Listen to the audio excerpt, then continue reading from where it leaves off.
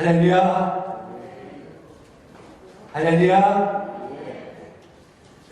오늘은 오직 예수님만 바라보는 그리스도인 시리즈 두 번째로 예수님의 눈물을 기억합시다 라는 제목으로 말씀의 은혜를 나누고자 합니다. 영국 런던에서 있었던 일입니다. 영국 런던에서는 19살 난 소녀 아이가 운송회사와의 재판 소송에서 이겨서 50만 파운드를 받았다고 합니다. 50만 파운드는 우리나라 돈으로 약 10억 원입니다. 대부분 이와 같은 경우에는 그동안에 억눌러 왔던 감정이 폭발하면서 울게 마련일 것입니다. 그러나 이 소녀는 오랫동안 어렵게 끌어왔던 소송을 이겼는데 불구하고 울 수가 없었습니다. 왜냐하면 3년 전에 그 회사의 트럭에 부딪혀서 머리에 부상을 당했는데 이 외모는 하나 다친 것이 없는데 그 후로부터 이 머리에 손상을 입어 울 수가 없었기 때문입니다.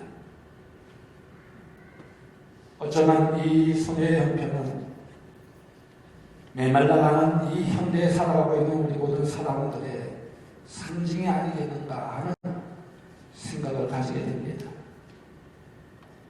사실 우리 주위에 보면요,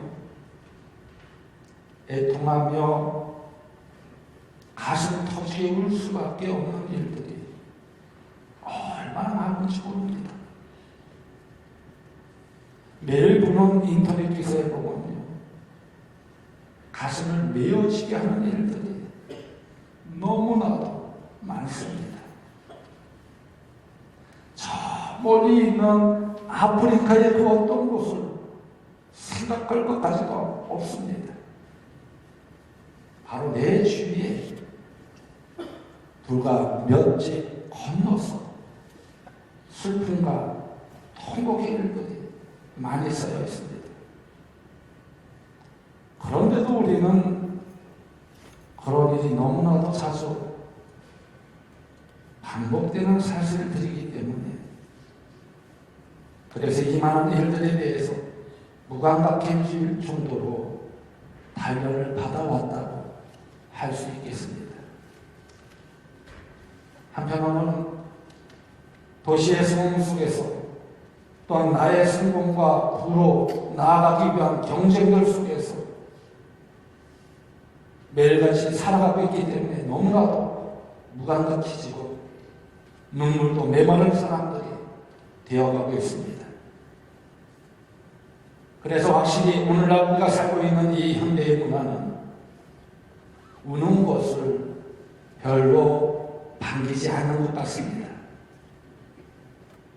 조금이라도 울려고 하면 주위의 눈총을 의식해 하고 왜 우느냐, 울지 말고 굳히라고 주위에서 이야기를 합니다. 그래도 여자분들의 경우에는요, 좀 더 자연스럽게 울 수 있는 특권이 주어져 있다고 생각합니다. 그러나 남자분들의 대부분의 경우에는 그나마 눈물하고는 제대로 글썽이기조차 힘든 것 같습니다. 저만 해도요, 어려서부터 사내 자식이 왜 우느냐고, 남자는 울면 안 된다고 하는 말들을 많이 들었습니다. 아주 머리에 세뇌를 받다시피 했던 것 같습니다. 사실 우리는 큰 과외에 대해서 울며 신음하는 것이 자연스러운 선지자들의 시대와는 너무나도 거리가 먼 그런 시대에 살아가고 있습니다. 그와 함께 우리들 자신들의 마음도 그들과는 너무나도 동떨어져 있는 것 같은 그런 생각이 듭니다. 그러나 성경에 보면요, 모든 믿음의 사람들은 눈물의 사람이었음을 알 수가 있습니다. 아브라함과 야곱과 요셉이 그랬습니다. 모세와 다윗과 엘리야도 그랬습니다. 베드로와 요한과 바울도 그랬습니다.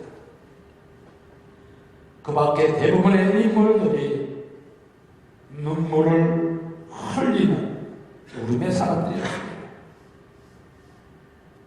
그리고 무엇보다도 중요한 것은 성경은 바로 우리 예수님이 통곡의 사람, 눈물의 사람이었다고 말해주고 있습니다.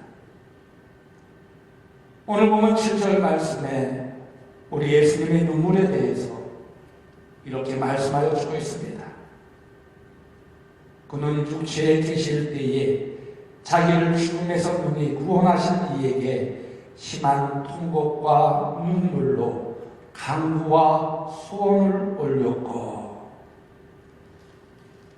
난 복음서의 기록에 의하면요, 예수님은 적어도 3가지 경우에서 우셨다고 말씀하여 주고 있습니다. 그 첫 번째가 우리가 볼 수 있는 예수님의 눈물은 바로 나사로의 무덤 앞에서였습니다.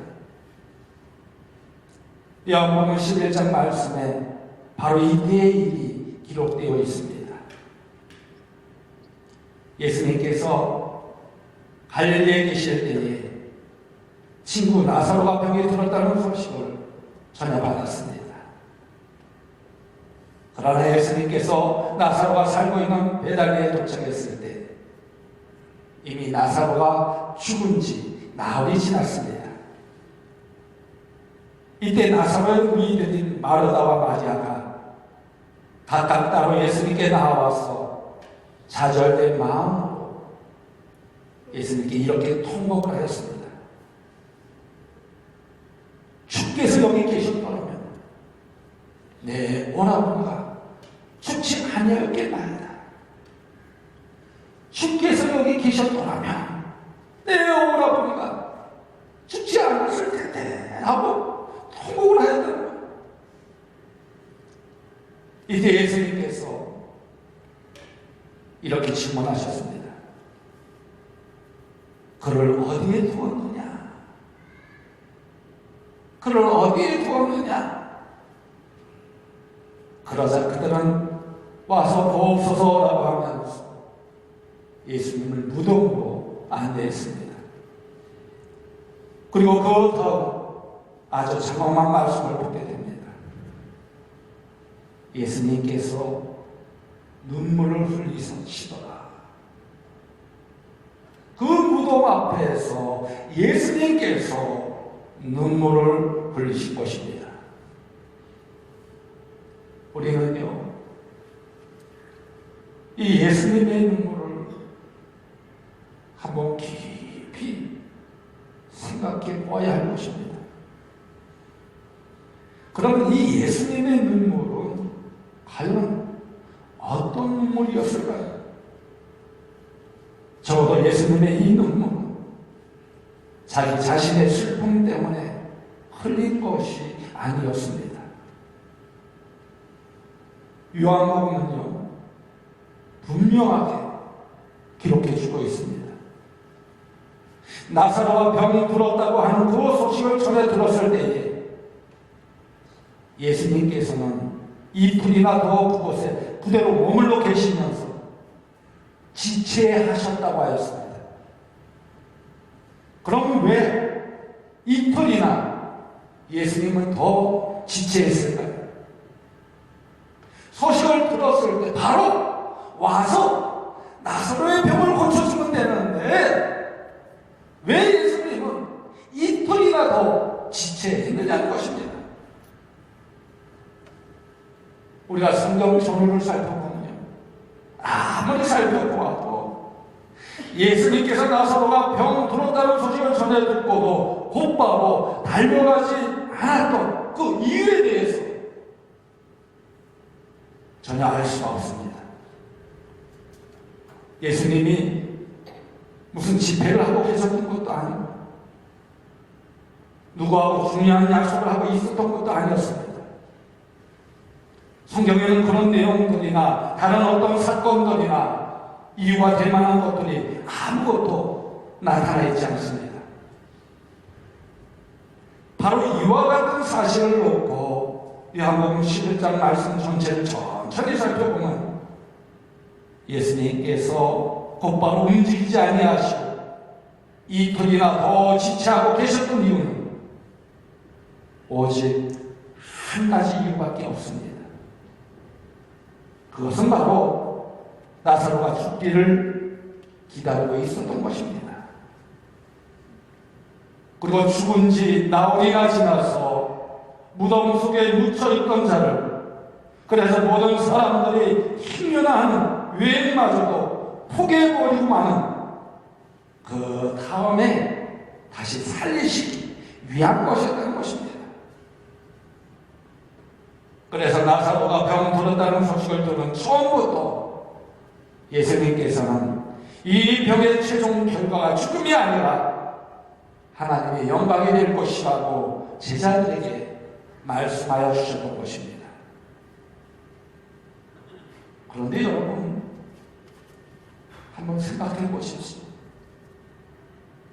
바로 이 점이 또한 우리가 눈여겨보아야 할 아주 중요한 장면이라고 생각을 합니다.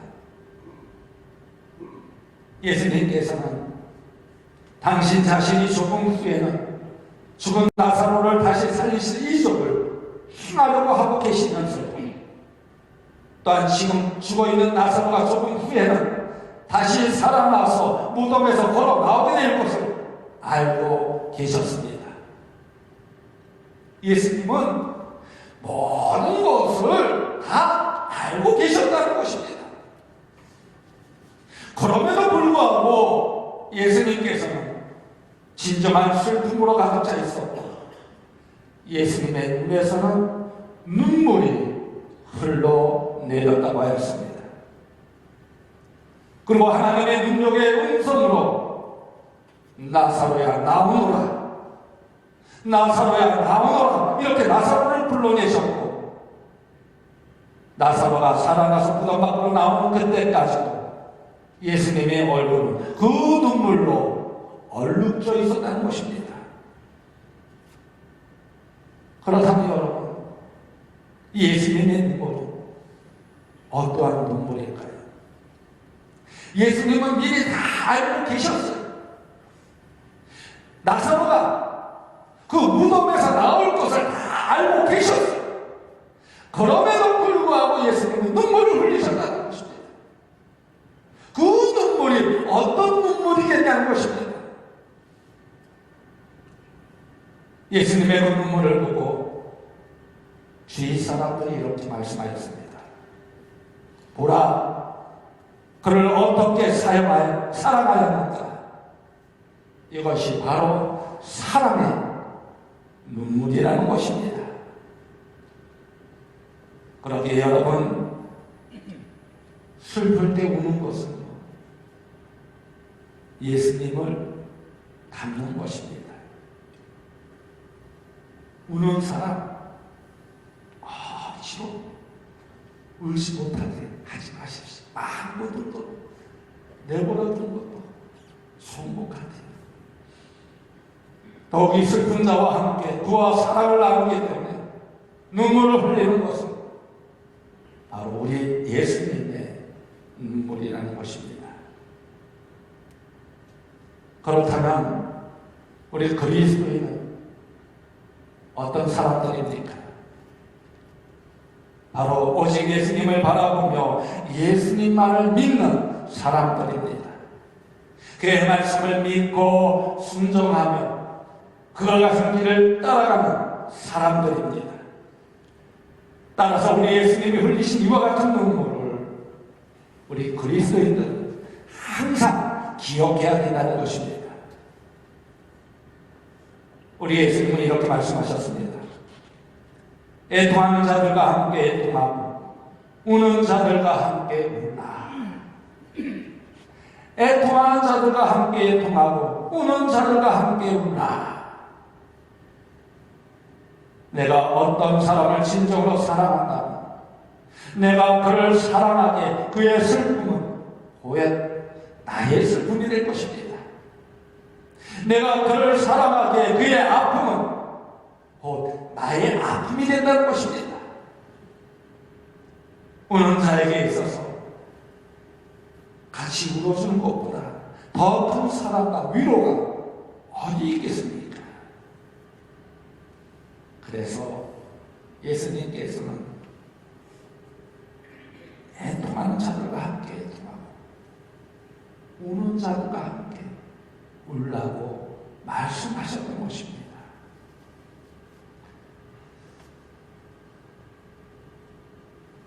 어떤 잡지에 한 어머니의 쓰기가 기록되어 있었습니다. 남편이 죽은 후에 그의 딸이 자기에게 마구 울면서 대들더라는 것입니다. 그 아이가 하는 말이 엄마는 정말 아파요. 엄마는 아빠를 진짜로 사랑하지 않았는 모양이에요. 오늘 엄마는 결코 울지 않았잖아요. 아빠를 진정으로 사랑하지 않았잖아요. 어떻게 안 울 수가 있겠어요? 엄마는 진짜 나쁜 사람이에요. 엄마는 진짜 나쁜 사람이에요. 엄마 미워요. 이렇게 딸이 대들더라는 것입니다. 이 어머니가 그때 눈물을 굴썩이면서 이렇게 대답을 했다고 합니다. 얘야, 난 울었단다. 너무나도 울다가 밤을 새기고 하고 너무나도 많은 날들을 울다가 지친 채 잠들어 버리기도 하였단다. 그러나 내 앞에서는 내가 이 우는 모습을 보이고 싶지 않았단다. 엄마는 너무나도 힘들어. 그 남편을 생각하면서 매일같이 눈물을 흘렸지만 그 딸에게는 그 눈물을 보여주고 싶지 않았던 것입니다. 엄마가 자기처럼 진짜 울었다는 이 사실을 알고 난 후 그 딸이 이렇게 말합니다. 엄마, 정말 미안해요. 내가 잘못했어요. 나는 나만 혼자서 우는지 알았어.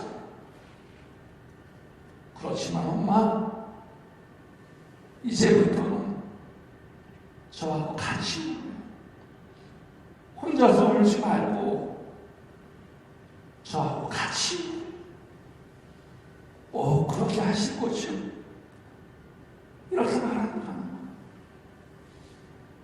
그래서 그 신동 여자분들 이 엄마와 딸이 함께 울면서 잘 견뎌내다는 수기였습니다. 여러분, 스데반을 한번 보십시오. 스데반이 돌에 맞아 승표할 때 사도행전 8장 2절 말씀에 경건한 사람들이 스데반을 장사하고 위하여 크게 울더라라고 하였습니다. 또한 사도행전 9장 39절 말씀에 보면 신실한 여인이었던 도르거가 죽었을 때에 모든 가부와 베드로 곁에 서서 울며 들어가가 그들과 함께 있을 때에 지은 수옷과 겉옷을 다 내보이고는 지나가였습니다. 여러분, 사랑을 나누기에 슬픔을 나누고 눈물을 나누는 것, 이것이 오직 예수님만을 바라보며 예수님을 닮는 신앙이라는 것입니다. 예수님께서는요, 애통하는 자는 복이 있나니 그들이 위로를 받을 것이라고 말씀하셨습니다. 예수님께서는 마리아와 마르다와 함께 우셨던 것처럼 우리가 슬픔을 당할 때 우리와 함께 울어주십니다. 우리의 모든 슬픔의 순간들을 애도자이신 우리 예수님께서 함께 마음 아파하시며 함께 눈물을 흘리신다는 것입니다. 여러분,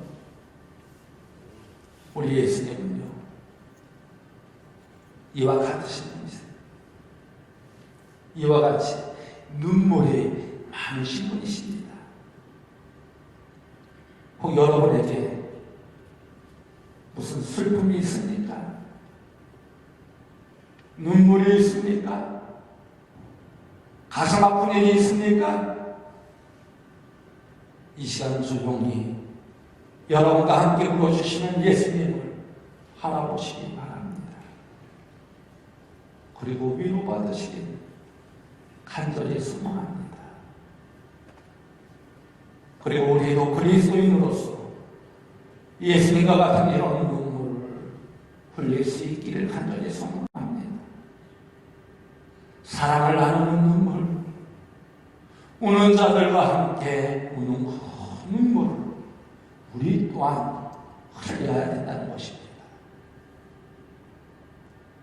두 번째로 예수님께서 오신 것은요, 감람산에서 예루살렘 성을 내다보시면서 오셨습니다. 누가복음 19장 말씀에 이 사실에 대해서 기록하여 주고 있습니다. 예수님께서 나귀를 타고 호산나를 외치는 많은 무리들 속에 예루살렘 성에 입성하셨습니다. 그런데 예수님께서는 오히려 예루살렘 성을 내려다보시며 우셨습니다. 비록 지금은 군중들이 호산나 호산나 하면서 예수님을 반기는 것처럼 보이지만 이제 며칠이 못 되어 바로 그들이 십자가에 못 박으라고 하면서 외쳐낼 것을 미리 아셨기에 우셨습니다. 여기서 사용된 울다라는 동사는요, 나사로의 무덤 속에서 보신 것, 조용히 눈물을 흘리시는 것과 같은 그런 동사와는 다른 것입니다. 여기서 사용된 동사는 조용히 울 것이 아니라 크게 소리내어 우셨다는 것입니다. 예수님께서 예루살렘 성을 바라보면서 소리내어 크게 우셨다는 거예요. 여기서 예루살렘은 어떤 곳입니까? 예루살렘은 평화의 성이라는 것을 가지고 있습니다. 그러나 그 역사를 보면요, 거기에는 결코 평화로움은 없었습니다. 예루살렘은 여러 번 함락되고 부서지고 재건하려고 하면 또 다시 함락되고 파괴되었습니다. 평화의 성이라는 이름을 가졌지만 평화가 없었고 여러 번 정복되고 함락당하는 것이 너무나 슬픈 현실이었습니다. 그러나 더 슬픈 사실은 바로 이런 속에 살고 있는 주민들이, 그 백성들이 하나님을 잊고 있었다는 것입니다. 예수님께서는 그들에게 생명의 말씀을 전해 들어오셨지만 그들은 오히려 예수님을 조롱하였습니다. 죽이려고 음모를 꾸미고 있었습니다. 진정한 평화를 위한 기회가 주어졌지만 그 사람들은 평화의 왕을 알지 못했습니다. 이제 예수님은 그들의 눈이 먼 것을 보시고 이제 곧 그들에게 닥칠 그들의 운명으로 인하여 한탄하시면서 눈물을 흘리고 계시는 것입니다. 누가복음 19장 43절에서 44절 말씀해 보면 날이 이를지라 내 원수들이 너를 쌓고 너를 둘러 사면으로 가두고 또 너와 및 그 가운데 있는 내 자식들을 땅에 내어치며 돌 하나도 돌 위에 남기지 아니하리니 이는 내가 보살핌 받는 나를 알지 못함을 인함이니라 라고 했습니다. 사실 예수님의 이 예언과 같이 주 70년에 예루살렘 성은 로마의 군대에 의해서 포위되었고 비참히 살육되고 추파되어 버리고 말았습니다. 바로 이것은 평화의 왕을 받아들이지 않았기 때문에 이런 운명을 스스로 자초하는 것이 자초하였다고 생각을 합니다. 그러니 예수님의 이 통곡을 여러분 한번 생각해 보십시오. 울지 않을 수가 없었을 것입니다. 예수님은 오늘날도요 선지자들의 문서과 사도들의 복음을 잊어버린 마을과 도시를 보면서 항상 우시고 계십니다. 그리고 지금 예수님은 우리 교회를 보시면서 울고 계십니다. 예수님은 지금 그 안에서 살고 있는 우리 모든 성도들의 영혼을 보시며 울고 계시다는 것입니다. 여러분, 나를 울고 계시다는 거예요. 나의 마음을 보시고 예수님이시고 통곡하며 울고 계시다는 것입니다. 나의 행동을 보시며 예수님이 지금 통곡하며 울고 계시다는 것입니다.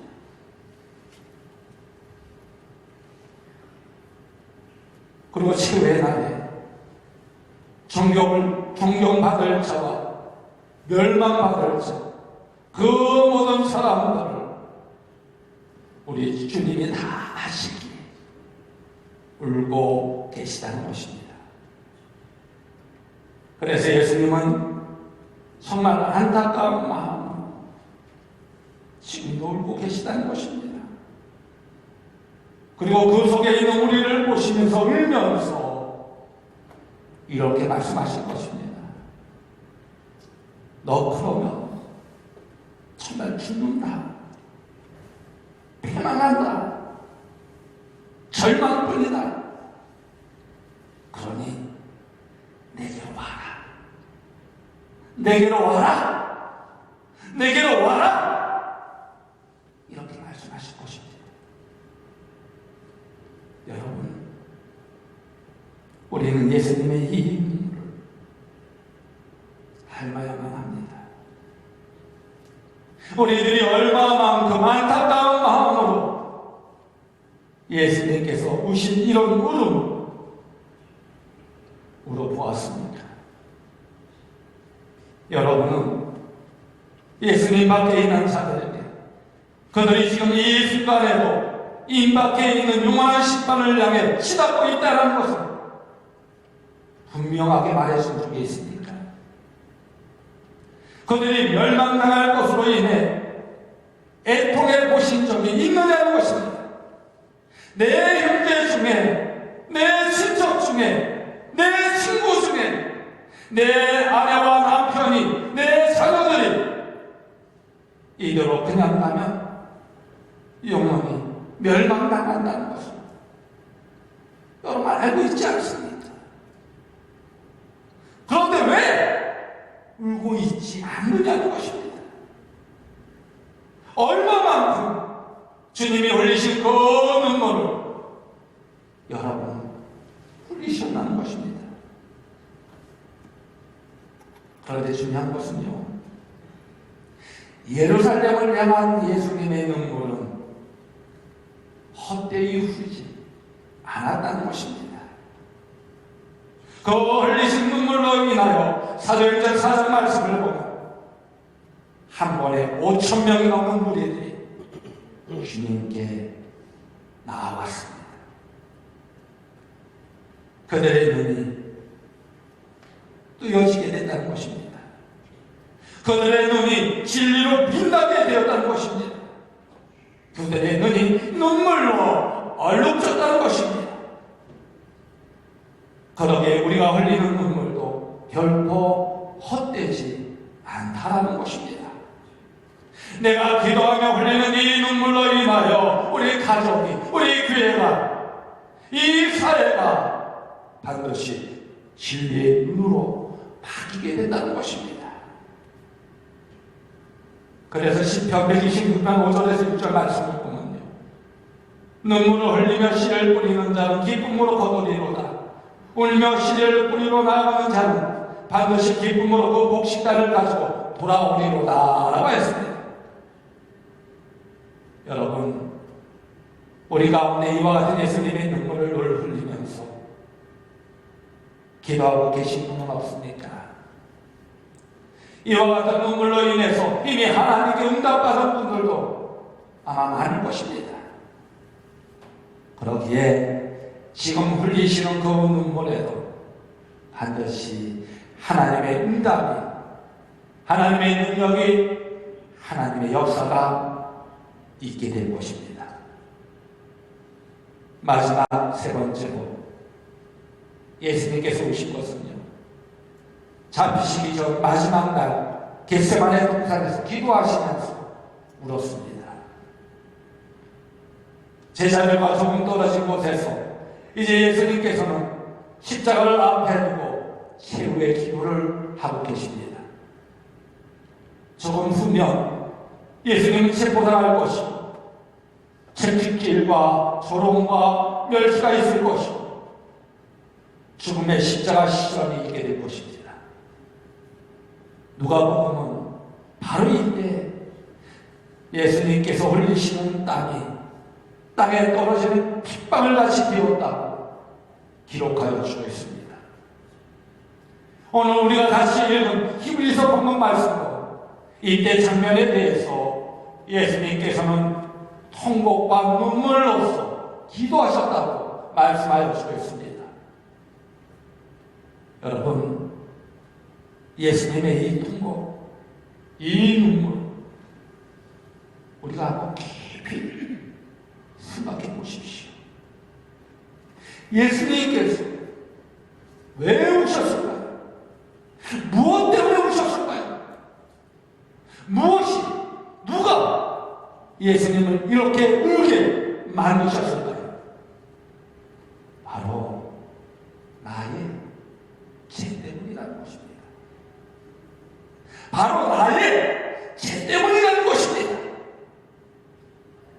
예수님께서는 자원하셔서 마시고 하신 그 죄악의 살의 내용을 때문에 그것이 너무나도 비참하고 엄청난 것이기에 통곡하셨고 땀방울이 핏방울이 되기까지 기도하셨습니다.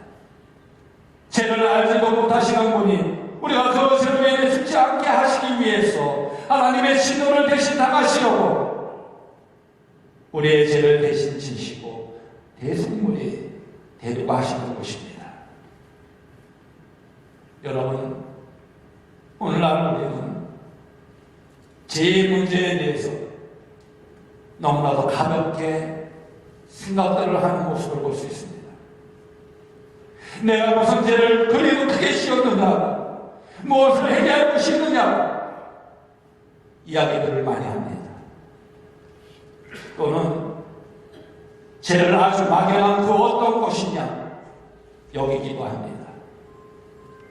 죄와 회개에 대해서 말하면 나하고는 상관이 없는 그 어떤 다른 사람의 이야기라고 이야기들을 합니다. 그러나 여러분, 제가 얼마나 무서운 것인지 잘 모르겠거든.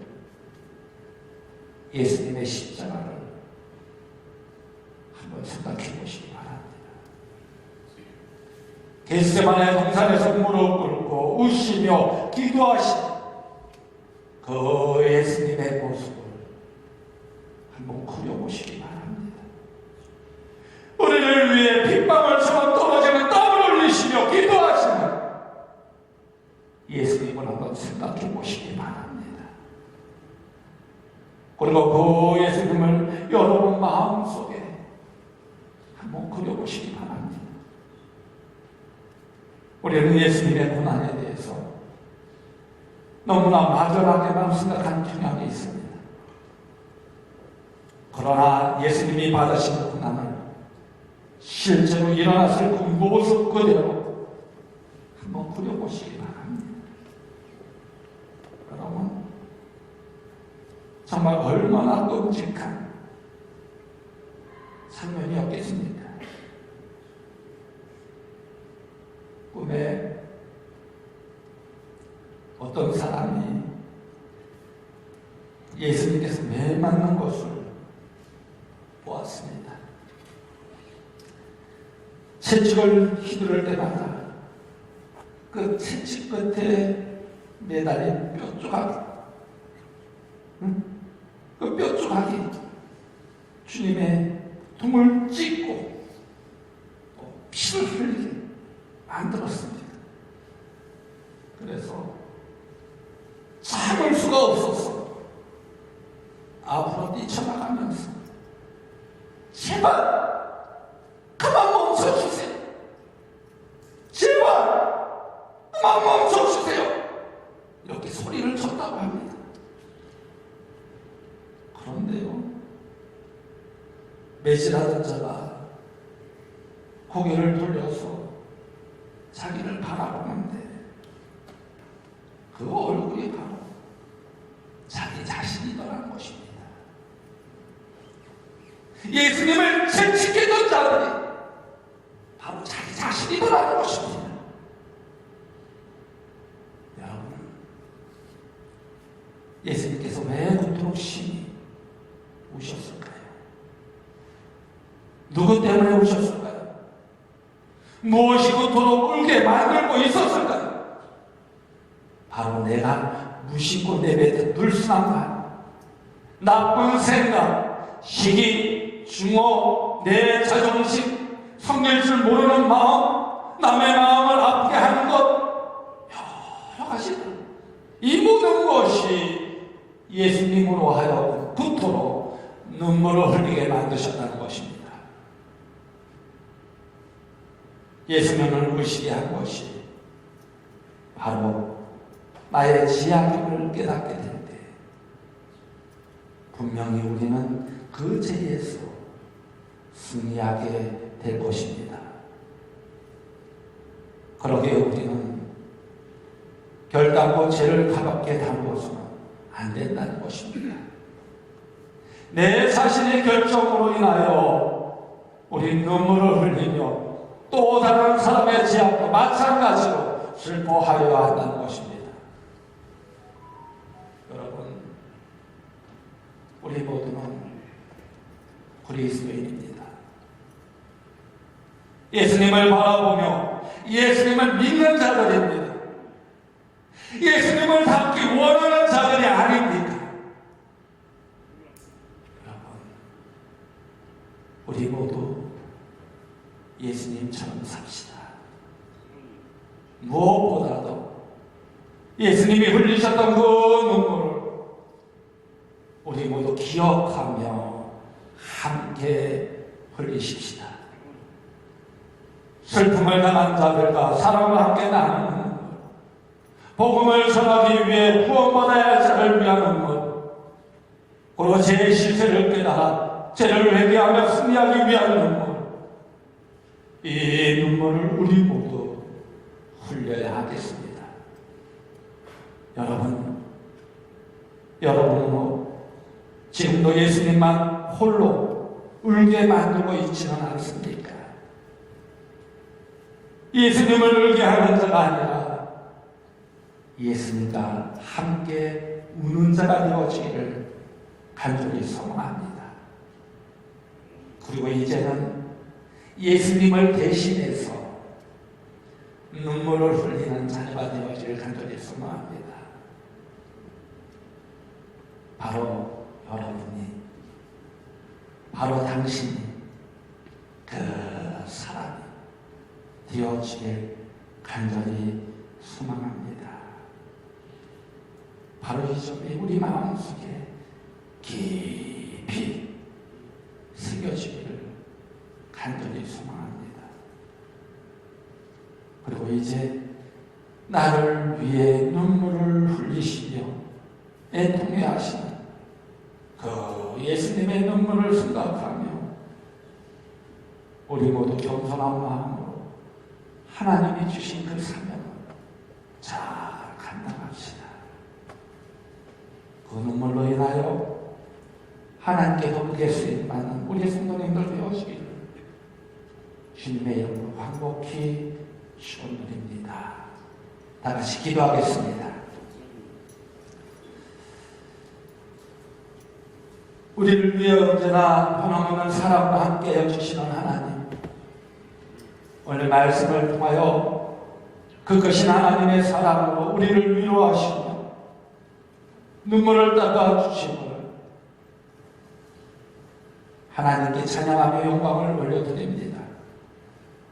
이 시간 예수님의 사랑의 눈물이 우리 안에 넘쳐나게 하여 주옵소서. 예수님이 흘리신 그 눈물을 깊이 생각하며 그 눈물에 동참하는 그리스도인의 삶이 되게 하여 주옵소서.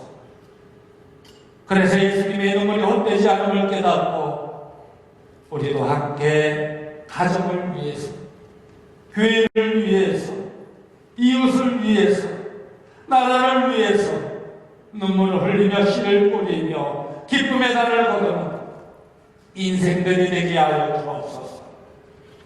애통하는 자들과 함께 애통하며 우는 자들과 함께 울며 슬퍼하는 자들과 함께 슬픔을 나누며 사랑을 나누는 오직 예수님만 바라보는 그리스도의 삶이 되게 하여 주옵소서. 그 믿음 안에서 하나님의 능력과 역사와 기적을 시험케 하여 주옵소서. 그리고 하나님께 영광 돌리는 자녀들이 되게 하여 주옵소서. 예수님의 이름으로 감사하며 축복하며 기도드렸나이다.